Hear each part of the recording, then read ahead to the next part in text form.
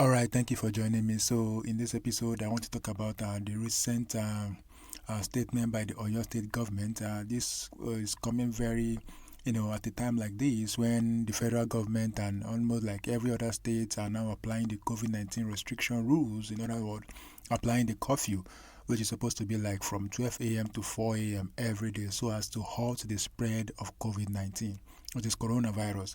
But Oyo State Governor, Governor Makinde, Seyi Makinde, has said that for this period, he's actually lifting that curfew so as to enable Christians.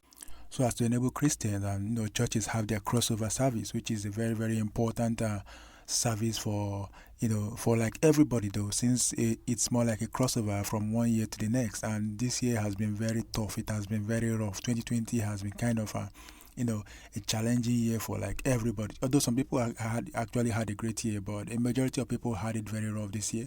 And so crossing over to a new year is going to be a very big celebration for like every other person out there. So, and people are actually worried already because the federal government has said that the curfew still holds, which is from 12 a.m. to 4 a.m. So that means crossover services have been banned in all the places. But Oyo State Governor is doing a different thing. He's trying to put happiness or smiles on the face of the people.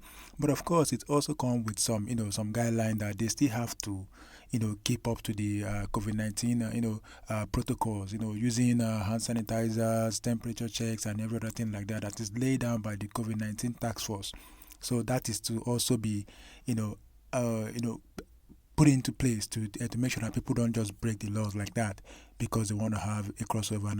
But the important thing is that he has given the go ahead that should hold. So everybody, a lot of people are happy actually, but a lot of people are still not happy because, of course, people might take the advantage of this and then misbehave and then increase the spread of this virus. The virus that we're already saying that a lot of people are already saying that by January it's going to be very, very hard on the country because the level of infection would have gone very high given this season of festivity that people are actually celebrating and coming together.